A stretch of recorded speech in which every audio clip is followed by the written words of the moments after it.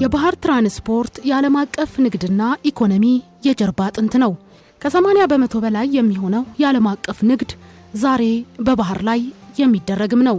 የባህር ትራንስፖርት ሀገሮች ኢኮኖሚያቸውን ለማሳደግ የሚያስፈልጋቸውን ጥሬ ዕቃ እንዲያገኙ የሚያስችል ሸቀጦችና ምርቶችን በተመጣጣኝ ዋጋ ወደ ውጪ ለመላክና ለማስገባት ትልቅ አቅም ያለው በመሆኑ ዋጋውም ከሌሎች የመጓጓዣ አይነቶች ቅናሽ በመሆኑ ተመራጭ እንደሚያደርገው ይገለጻል።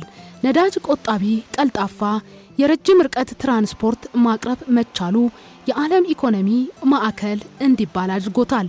በየዓመቱም መርከቦች የሚሸከሙት የጭነት መጠን በግምት 11 ቢሊዮን ቶን ይደርሳል።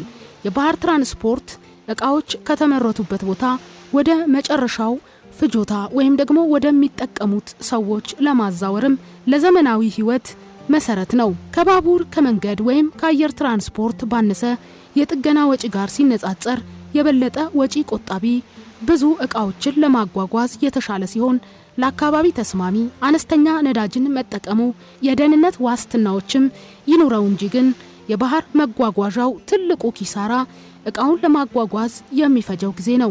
የመጓጓዣ መዘግየትና መሰናክሎች በመጥፎ የአየር ሁኔታ ምክንያት ሊከሰቱና በጭነቱ ላይም ጉዳት ሊያደርሱ ይችላሉ። በኢትዮጵያ ዘመናዊ የባህር ትራንስፖርት አገልግሎት አጀማመር ታሪክና የመርከቦቹን ስያሜ የዛሬው የመህልቅ ዝግጅታችን ትኩረት ነው። ፍቅርተ ቢተው ነኝ።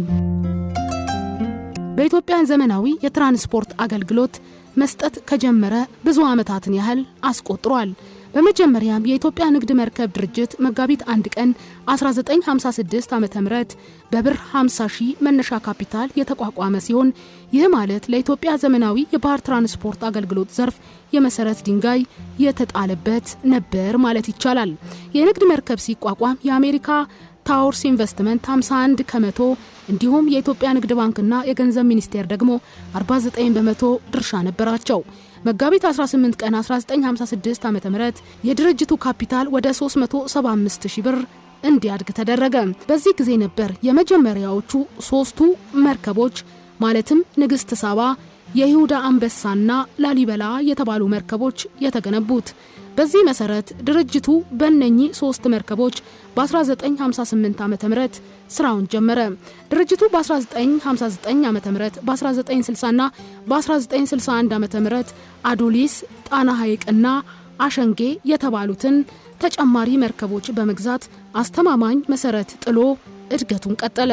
የድርጅቱ እንቅስቃሴ በዚህ መልክ ተጀምሮ በመልካም ሂደት ላይ ሳለ በእስራኤልና በግብጽ መካከል በተነሳው ጦርነት ምክንያት ከ1959 እስከ 1967 ዓ.ም ድረስ የሱዌዝ ካናል በመዘጋቱ የድርጅቱ መርከቦች በደቡብ አፍሪካ አድርገው በምዕራብ አፍሪካ በኩል ወደ ሰሜን አውሮፓ ለመጓዝ ተገደዱ። በዚህ ምክንያት ድርጅቱ ለከፍተኛ የነዳጅ ወጪ መዳረጉንና የመርከቦቹ የምልልስ ጊዜ በእጅጉ የተራዘመ በመሆኑ ለከፍተኛ ኪሳራም ተዳርጎም ነበር። ድርጅቱ በዚህ ሁኔታ ህልውናውን ለማስቀጠል በመስራት ላይ ሳለ በ1967 ዓ.ም በሀገሪቱ በተደረገው የመንግስት ለውጥና ይህንን ተከትሎ በመጣው የርዕዮተ ዓለም ለውጥ ድርጅቱና የማምረቻ ተቋማት ወደ መንግስት ይዞታነት እንዲዘዋወሩ ሲደረግ ድርጅቱም የኢትዮጵያ ንግድ መርከብ ኮርፖሬሽን የሚል ስያሜ ተሰጥቶት በ22 ሚሊዮን ብር ካፒታል ሙሉ በሙሉ ወደ መንግስት ይዞታነት ተዛወረ። ከጥቂት ዓመታት በኋላ ካፒታሉ ወደ 37 ሚሊዮን ብር እንዲያድግ የተደረገ ሲሆን ድርጅቱም ቀስ በቀስ ከኪሳራ ወጥቶ ትርፋማ መሆን ጀመረ። ድርጅቱ በዚህ ወቅት አቅሙን ይበልጥ ለማሳደግ በ1967 ዓ.ም ራስ ደጀንና በ1970 ዓ.ም ደግሞ ካራማራ የተባሉትን ያገለገሉ መርከቦች በመግዛት ወደ ስራ አሰማራ። በቀጣዩ ዓመትም ማለትም በ1971 ዓ.ም ነበልባል የተባለችውን ነዳጅ ጫኝ መርከብ ተረክቦ ወደ ስራ በማስገባት አቅሙን ይበልጥ እያጎለበተ መጣ። በቀጣይ ዓመታትም ድርጅቱ አቅሙን ለማሳደግ ከፍተኛ እንቅስቃሴ ያደረገ ሲሆን በ1974 ዓ.ም ቀይ ኮከብና ወልወል የተባሉ መርከቦችን በ1976 ዓ.ም መስከረምና አባይ ወንዝ የተባሉ መርከቦችን ደግሞ በ1977 ዓ.ም እንዲሁም አብዮት፣ አንድነትና ነጻነት የተባሉ መርከቦችን የገዛ ሲሆን እነዚህ መርከቦች በአጭር ጊዜ ውስጥ የድርጅቱን የመጫን አቅም በከፍተኛ ደረጃ አሳድገዋል። በዚህም ጊዜ ድርጅቱ የአገልግሎቱን አድማስ በማስፋት ከቀይ ባህር እስከ ሰሜን ምዕራብ አውሮፓና እንግሊዝ፣ ሰሜን ምስራቅ አውሮፓ፣ ሜዲትራኒያንና አድሪያቲክ አካባቢና ወደ መካከለኛው ምስራቅ የንግድ መስመር አካባቢዎች የጭነት ማጓጓዝ አገልግሎት በስፋት ይሰጥ ነበር። ድርጅቱ አቅሙን የማሳደግ ስራውን ቀጥሎ በ1978 ዓ.ም ኦሞ ወንዝ፣ በ1980 ዓ.ም ዝዋይና ጫሞ፣ በ1981 ዓ.ም አዋሽ ተብለው የተሰየሙትን መርከቦች በመግዛት አቅሙን በተሻለ ሁኔታ አጎልብቶ ትርፋማነቱን አስቀጥሏል። በዚህ ጊዜም ወደ ሰሜን አውሮፓና የሩቅ ምስራቅ ሀገሮች እስከ ጃፓን በመጓዝ የሀገሪቱን ገቢና ወጪ ዕቃዎችን በተቀላጠፈ ሁኔታ በማጓጓዝ የአገልግሎት አድማሱን ከምንጊዜውም በላይ ማስፋት የቻለበት ጊዜ ነበር። ከዚህ በተጨማሪም በ1987 ዓ.ም አድማስ፣ በ1991 ዓ.ም ተከዜ፣ በ1998 ዓ.ም ሸበሌና በ1999 ዓ.ም ጊቤ የተባሉ መርከቦችን በመግዛት ወደ ስራ አሰማርቷል። ከሀገሪቱ የኢኮኖሚ እድገት ጋር ተመጣጣኝ የሆነ የባህር ትራንስፖርትና ሎጂስቲክስ ስርዓት መገንባት አስፈላጊ ሆኖ በመታመኑ የተቀናጀ የአንድ መስኮት አገልግሎት መስጠት በማስፈለጉ በባህርና ሎጂስቲክስ ዘርፍ በተናጠል ሲንቀሳቀሱ የቆዩት የኢትዮጵያ ንግድ መርከብ ድርጅት የባህር ትራንዚት አገልግሎት፣ የኢትዮጵያ ንግድ መርከብ ድርጅት፣ የባህር ትራንስፖርት አገልግሎት ድርጅት፣ የደረቅ ወደብ አገልግሎት ድርጅትና ኮሜት ትራንስፖርት ማህበርን በማዋሃድ በሚኒስትሮች ምክር ቤት በደንብ ቁጥር 255 ህዝባር 2004 መሰረት የኢትዮጵያ የባህር በር ትራንስፖርትና ሎጂስቲክስ አገልግሎት ድርጅት ተቋቋመ።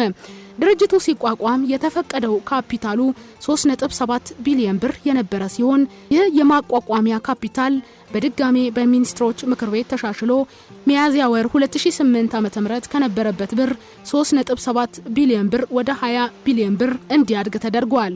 በዚህ ጊዜም ነበር ሀገሪቱ የመርከብ ኢንዱስትሪ ውስጥ ፈርቀዳጅ የሆኑትን ከፍተኛ የመጫን አቅም ያላቸውን እንዲሁም የዘመኑን ቴክኖሎጂ ያሟሉ 7 ዘርፈ ብዙ ጭነት ጫኝና 2 ነዳጅ ጫኝ በድምሩ 9 መርከቦችን በ2005 ዓ.ም በማስገባት በሀገሪቱ በሚገኙ የክልል ዋና ዋና ከተሞች በመሰየምም ወደ ስራ ያሰማራው። እስከ 2010 ድረስ ባለው መረጃ መሰረትም ድርጅቱ ጊቤ፣ ሸበሌ፣ ፊንፊኔ፣ ሐረር፣ ሰመራ፣ መቀሌ፣ ጋምቤላ፣ አሶሳ፣ ጅግጅጋ የሚባሉ እያንዳንዳቸው 28000 ቶን በአንድ ጊዜ የመጫን አቅም ያላቸው 9 ዘርፈ ብዙ ጭነት ጫኝ መርከቦች የሀገሪቱን ወጪና ገቢ ጭነትን ያጓጉዙ ነበር። ከዚህ በተጨማሪም ባህር ዳርና ሐዋሳ የተሰኙ 2 ነዳጅ ጫኝ መርከቦችም ባለቤት ነው። 2 ነዳጅ ጫኝ መርከቦች አንድ ዓለም አቀፍ ነዳጅ ጫኝ መርከብ ማሟላት የሚገባውን ቴክኖሎጂና ተጓዳኝ ስራዎችን ያሟሉ ሲሆን በጥምረት እስከ 80000 ቶን ነዳጅ በአንድ ጊዜ የመጫን አቅም አላቸው። ከታሪክ ተምሮ ያሉትን የተበላሹትን እያስተካከሉና እያረሙ አሁን ላለው ትውልድ በተለይም ደግሞ ከባህር በር ጋር ተያይዞ የሚነሱ ጥያቄዎች ምላሽ እንዲያገኙ ታሪክ እንዲቀር ሳይሆን ለቀጣይ ትውልድ እንዲወረስ ማድረግም አሁን ያሉት ኃላፊዎች እንዲሁም ትውልዱ፣ ምሁራን፣ ፖለቲከኞች ሁሉም ኃላፊነት አለባቸው። ለወጣቱ ትውልድም የወደብ ተደራሽነት ጥያቄ ከወደፊታቸው ጋር በቀጥታ የተያያዘ ነው። የሸቀጦች ዋጋ፣ ኢንዱስትሪዎች፣ ጥሬ ዕቃ፣ የስራ ዕድል ፈጠራና የሀገሪቱን ሁለንተናዊ እድገት ላይ ተጽዕኖም ያደርጋል።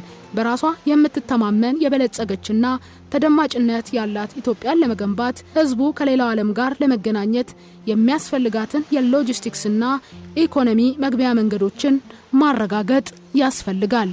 የዛሬው የመህልቅ ዝግጅታችን አበቃ።